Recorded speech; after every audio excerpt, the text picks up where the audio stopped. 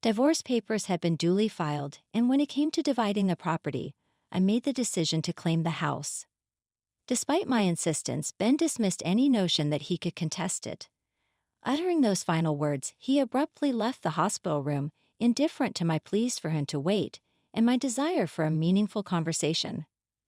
That was how I found myself discarded, even in the midst of battling a serious illness like cancer. Loneliness enveloped me, but strangely, the negative emotions that once lingered in my heart began to dissipate. It was as if my love for Ben had evaporated. At that moment, I acknowledged that Ben, who had insulted me and consistently acted selfishly, deserved some form of retribution. I began calmly strategizing my revenge. My name is Wendy Morgan, a 50-year-old housewife living with my husband Ben. Our marriage, devoid of children, had spanned 30 years. Initially, I believed we were a supportive couple, but an irreparable rift had developed between us. In my understanding, marriage partners should support, challenge, and complement each other. However, this was absent in our relationship. Returning from an errand, I found Ben demanding dinner immediately, oblivious to the continuous responsibilities of a housewife. Even on his days off, he prioritized his own leisure over supporting me. Over the years, Ben never extended a helping hand, regardless of how busy or unwell I was. His perception of a housewife's role seemed limited to constant labor, and he never allowed me to rest, even during illness. I had hoped for a marriage built on mutual support, but Ben's actions contradicted that ideal. The early days saw me attempting to bridge the gap, but Ben remained resolute, asserting his belief that as a housewife, I had no grounds to complain. Love had long faded, and I didn't anticipate unwavering support in everything. Still, I longed for simple kindness during challenging days. Ben's refusal to acknowledge my humanity and hardships widened the rift between us, turning our marriage joyless and meaningless. I grasped the situation more acutely than anyone else. It was during this realization that I sensed something was wrong with my health. While I had always been prone to illness, this time felt distinctly different. I promptly reached out to my father, who escorted me to the hospital, where I received the diagnosis of cancer. Fortunately, it was detected early, and the doctor assured me that I could commence treatment immediately. Eager to begin the healing process, I implored my father to bring only the essentials from home. Hastily, I navigated through the hospital admission procedures, unable to meet Ben that day due to his work commitments. I conveyed the disquieting news to him through a brief message. Cancer has been found, and I'm being hospitalized for treatment immediately. In these moments of anxiety about the uncertain future, Ben's image crept into my thoughts. Despite my belief that my love for him had waned, a latent desire to face him properly and continue our life together as a couple lingered deep within my heart. Even though Ben had consistently been aloof and indifferent, I envisioned a scenario where, now that I was weakened, he might express concern and ask, "Are you okay?" I yearned for some warm words and would have been content with just one visit. I wondered if he struggled with meals and household chores in my absence. I felt remorse for not being able to fulfill the household duties I had always taken for granted.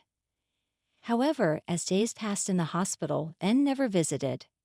He had read my message, yet there was no expression of concern, not even a simple reply acknowledging the situation.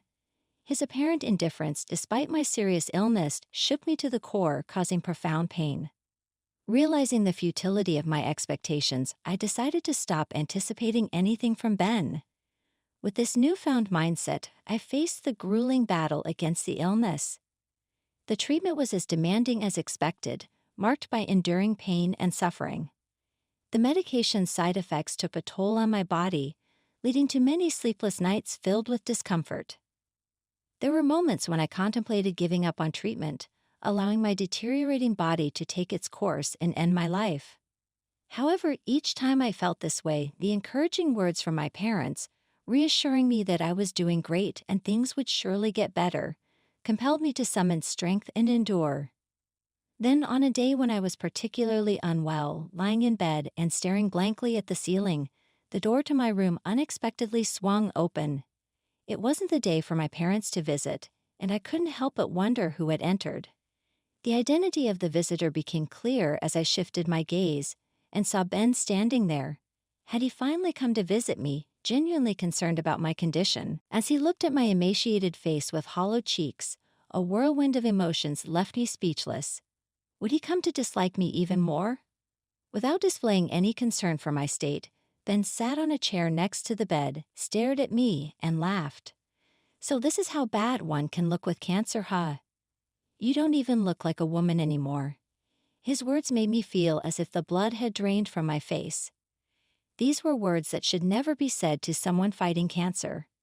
I didn't want him to say anything more, but unaware of my feelings, Ben continued with even more hurtful words. "Ever since you've been hospitalized and not at home, every day has been like heaven. The house is a mess, but I don't even have to go back there.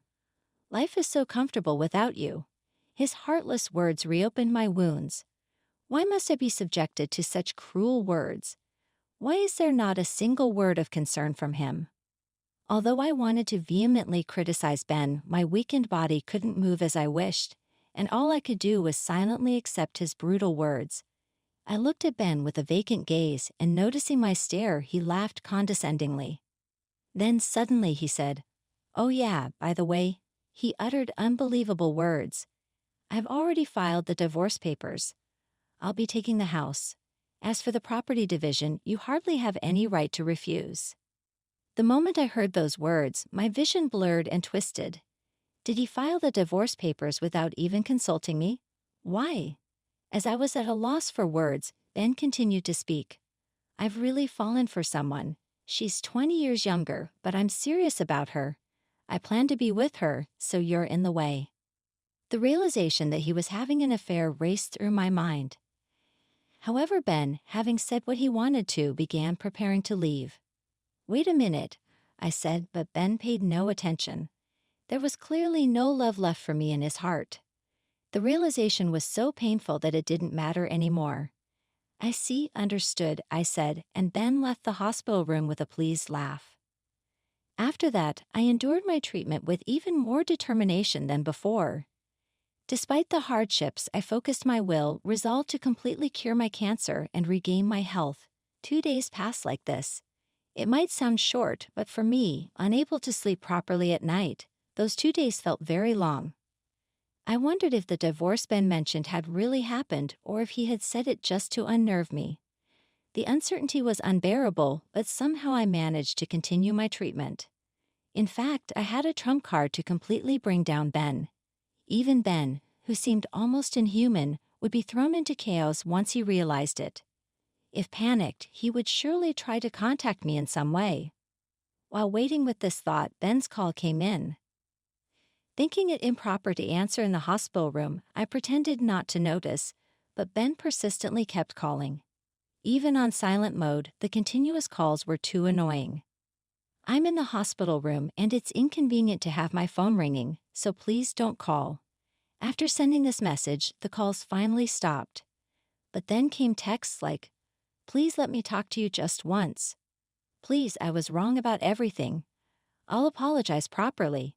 Apparently, he had resorted to messaging since I wasn't answering his calls. All his words seemed like self-defense. Probably Ben realized why I accepted the divorce so easily. "Can I come over there now?" Faced with my silence, Ben seemed to have reached his limit and sent that message. Honestly, facing Ben now amidst my grueling battle with illness felt like nothing but pain. But if I refused, he would probably keep calling, so I replied, "Do as you like." My revenge was about to begin. Ben, who had unjustly treated me for so long and divorced me without consent, deserved a severe punishment that would make him despise his life. I had been eagerly anticipating the moment when I could bring him down to the depths of despair. "Hey, what the hell is this all about?" Ben entered the room with a shout, his tone suggesting a palpable sense of panic. To an outsider, it might seem like he was overreacting, but given the circumstances, it was natural for Ben to be agitated. After all, I had been concealing an incredibly important secret, and the critical moment had arrived.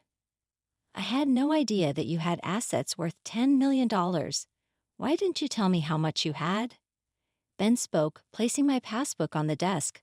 clearly displaying a deposit of over $10 million. I never mentioned it because you never asked. How could I imagine a housewife like you having so much money? If I knew you had this much, I wouldn't have divorced you. That's not my problem. It's Ben's fault for divorcing me without proper confirmation. Stop with the pointless excuses. Despite his domineering behavior and divorcing me without my consent, Ben couldn't stop his selfish remarks upon discovering my assets. Why didn't you tell me? I wouldn't have divorced you if I knew. I decided to reveal the truth to the selfish Ben. The truth is, I accumulated this fortune of over $10 million through investments I started to fill my spare time. It was my parents who suggested, "Why don't you try investing?" Our family life was comfortable even on Ben's salary alone, but I wanted to contribute to our finances in some way. My father, knowledgeable about investments, immediately taught me diligently when I expressed interest. Thanks to his guidance, I started with the hope of making even a small profit and continued investing steadily. I made my first investment 5 years ago, and since then I rapidly improved, becoming capable of earning significant amounts of money through investments. Even my father was astonished, saying, "I never expected you to grow this much." The profits I generated over these 5 years are the $10 million recorded in the passbook Ben brought. Actually, I was planning to tell you when the timing was right, but then I got cancer. You divorced me without listening to anything I had to say. I never intended to keep this wealth a secret forever.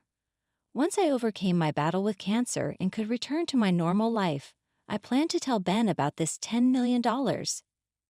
I had originally intended to share it with him, envisioning that we could continue our life as a couple and use it when necessary. However, Ben selfishly chose to divorce before I could reveal this financial secret. Now that we're strangers, it feels odd to disclose it to him. Given this outcome, the entire $10 million probably belongs to me. As I recounted my story, Ben's face flushed and he began shouting, "If I knew you had this much money, I wouldn't have divorced you. It's your fault for keeping it a secret, so pay me $10 million in the property division. You need to atone for the sin of keeping secrets from your husband." Whether he was panicking over the reality of such a vast fortune or frustrated that he couldn't get his hands on it, Ben started saying the unthinkable. Since we were already divorced, no matter what, it was impossible to give him this $10 million. Still, Ben, unable to reach the $10 million right before him, started making unrealistic demands. In response, I unintentionally laughed. Ben yelled at me, "What are you laughing at? Stop belittling me. I've always been annoyed by your attitude. I never thought you'd be so cunning to have such a fortune. As a wife's assets belong to her husband. You have to give me this $10 million. I never intended to keep this secret forever. I was planning to tell you, but you divorced me first. Stop making excuses. It's all your fault for keeping secrets." Without any recollection of making excuses, Ben became more enraged with each word I spoke, blaming and berating me. His shouting was too much for my head, still recovering from illness, and I couldn't bear it. Realizing it was futile to continue talking with Ben, who wouldn't accept my words and would surely try to make me the villain, I quickly ended it. "Enough is enough. You divorced me of your own accord, right? Who filed the divorce papers without my consent? I'd always thought your behavior was terrible, but I never imagined you could be so cruel. To think a person could feel this much frustration. Now my heart was filled not with the pain of battling cancer, but with resentment towards Ben. He should have realized that shouting this loudly would affect my weakened body. More than that, I couldn't suppress my anger towards this selfish person who sat arrogantly beside my bed, accusing me with words born from his self-centered thoughts. Do you know what I thought when I found out I had cancer? I thought that answering him might make Ben worry about me a little, be kinder to me, and reconsider his feelings. Instead, he didn't even come to visit me in the hospital. When he finally showed up, he told me he had filed for divorce without my consent and that he would take the house. How could he be so selfish and then come here criticizing me for having substantial assets? I said it many times, I never intended to keep it a secret forever. I was planning to find the right time to tell you. You destroyed that chance with your own hands. I had never blamed Ben this much before. I had always forgiven his selfish behavior, thinking we were a couple who should support each other. I never scolded or reprimanded him, always enduring for his sake. But the reason I could endure and keep going was that I had love for Ben. I truly loved him, but now I don't have any love left for him. All I feel is uncontrollable anger and disbelief towards Ben, who only speaks selfishly. How can someone be so self-centered? What kind of upbringing leads to such a lack of empathy? After all, a person who indulges in an affair and divorces without consent can't possibly have serious thoughts. I was too stunned to speak, realizing it was futile to harbor any doubts. Please, my girlfriend found out you have $10 million and says she'll divorce me if I don't get it from you. If I don't get this money, I'll be all alone. You still love me, right? Don't you want to help the person you love? So Ben's mistress also knows about my $10 million fortune. He must have carelessly told her. From Ben's story, it seems his mistress is also quite obsessed with money. Birds of a feather flock together, I guess. As much as Ben and his mistress seem to be a match, I couldn't care less about him. No matter how much suffering comes his way, it has nothing to do with me anymore. Please, I'll do anything, just give me the $10 million. Otherwise I'll suffer, please help me. I had never seen Ben so desperate. Ben's expression seemed so ridiculous that I couldn't help but laugh. At the same time, I felt disappointed and miserable, realizing he had never been this desperate about anything related to me. The more we talked, the colder my feelings for Ben became. I realized that talking to him anymore was pointless.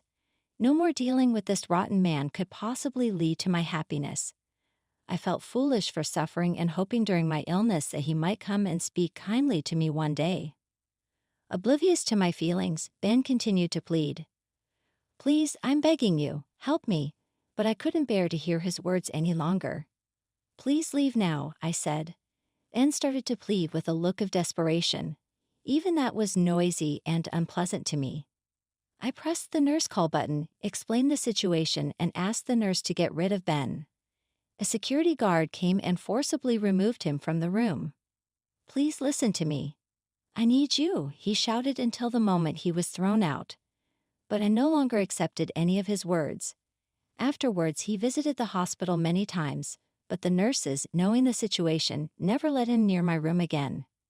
According to a friend, Ben, unable to get the $10 million, disappointed his mistress and was promptly divorced, now left alone. As for me, I continued to confront my cancer with determination and finally recovered and was discharged. The relief of overcoming my difficult battle with cancer and the newfound energy I felt were more precious than anything.